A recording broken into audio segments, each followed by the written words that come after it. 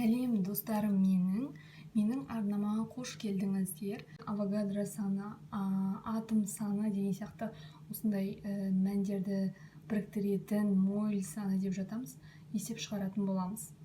Ең бізге қолданылатын авогадро саны NA деп жатамыз. NA-ның мағынасының өзін айтатын болсақ, яғни бұл көміртек атомының бөлігіндегі, яғни белгілі бір массасының бөлігінде неше атом саны бар екендігін көрсететін мән. Яғни бізде ол санның мағынасы, яғни авогадро санның мағынасы, оны NA деп белгілейміз. Яғни бұл авогадро тұрақтысы болғандықтан N дегеніміз бұл атом саны. Авогадро, яғни бұл жерде тұрақты мән. Осыны ғалымдар есептеп, бізге есепке ыңғайлы болу үшін арнайлап шығарып берген. Өлшем бірлігі моль минус 1. Мінекей бұл авогадро тұрақтысы деп аталады. Ал сонымен қатар бізде атом саны деген ұғым бар, яғни атом саны N деп белгіленеді. Және де негізгі тағы ұғым бұл бізде нью деп жатамыз, немесе N деп жатамыз. Оқулықтарда N деп берілген, яғни бұл моль санын көрсетеді, моль деп жатамыз.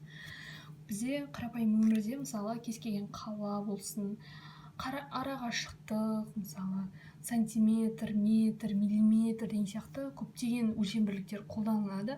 Ал химия тілінде, химия ғылымында бізде атом, молекула деген сияқты өте майда бөлшектер болғандықтан, бұларда көбінесе осындай тұрақты мәндерді қолданады. Яғни моль саны, атом саны, авогадро тұрақтысы деген сияқты сандар, бұлардың барлығы атом молекулалардың өлшемдерін көрсетеді. Яғни сол элементтің құрамында неше атом бар.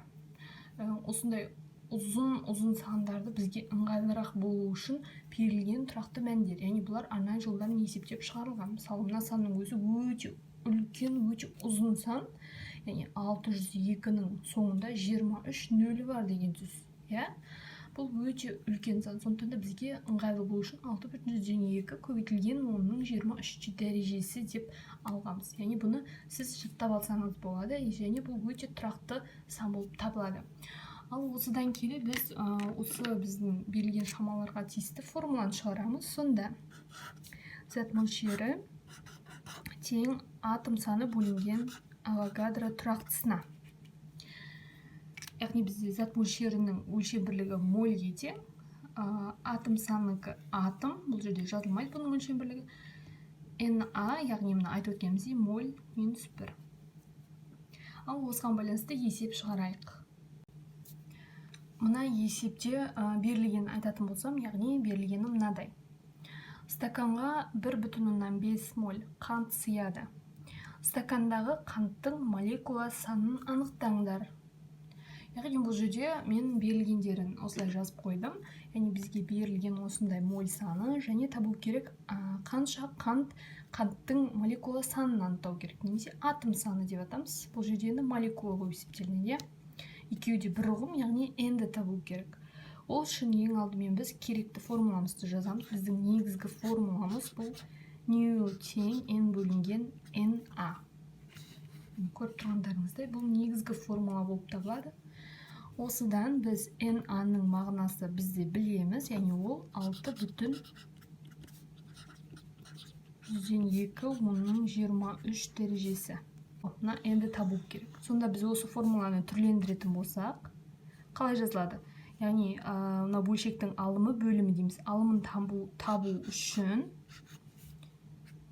әрине көбейтіледі, осылай көбейту арқылы біз осы формуланы шығардық. Ал енді есептеуімізді жүргіземіз. Міне нью, көріп отырғандарыңызда нью, яғни зат мөлшері. Зат мөлшері бізде 1,5-ға тең. 1,5 моль көбейтілген NA, авогадро тұрақтысы. 6,2 10-ның 23 моль минус 1 тең. Яғни осыны көбейте қойсаңыз, сізде калькулятормен есептейміз. Сол кезде 9,3 көбейтілген 10-ның 23 дәрежесі атом.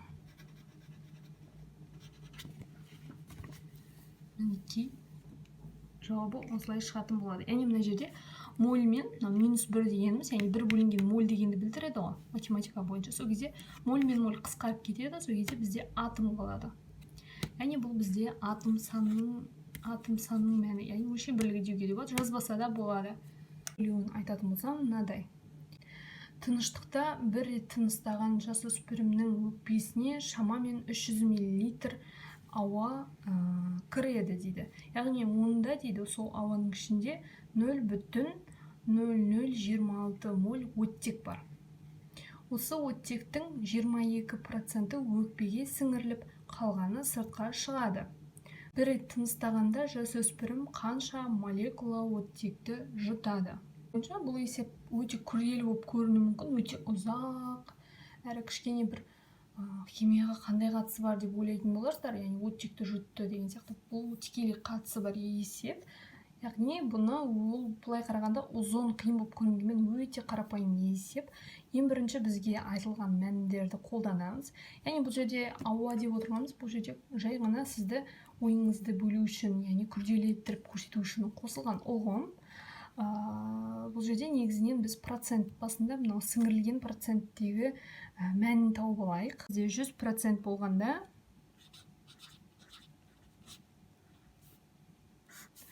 0,0026 моль кірді,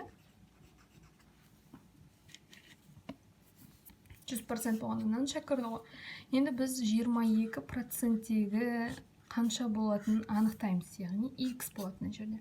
Сол кезде біз x-тің мәнін тапқан кезде бізде 0,30572 моль осындай шама шығады екен. Ал енді әрі қарай атом санын табу үшін, яғни n-ді табу үшін бізге берілген формуламыз бойынша анықтай қоямыз. Яғни бұл жерде формуламыз n тең μ көбейтілген na болатын болса,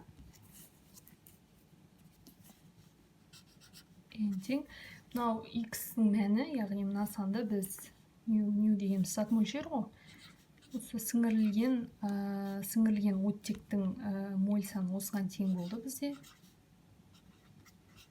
2 көбейтілген Авогадро тұрақтысына 6,2 23 дәрежесі. Сол кезде 3,44 20 дәрежесі. Мінекей бізде сонда сіңірілген, яғни бастапқы берілген мынанша моль болатын болса, осының бізде 22% ғана сіңірілді деді, 22% деп отырғанымыз, сонда 3,44 оның 20 дәрежесі. Осыншасы сіңірілген. Ал қалған бөлігін табу оңай, сонда қаншасы сіңірілмегенін табуға болады. Ал бізде сіңірілген мөлшерін тауып тұр, сонда бізде жауабы 3,44 көбейтілген 20 дәрежесі атом.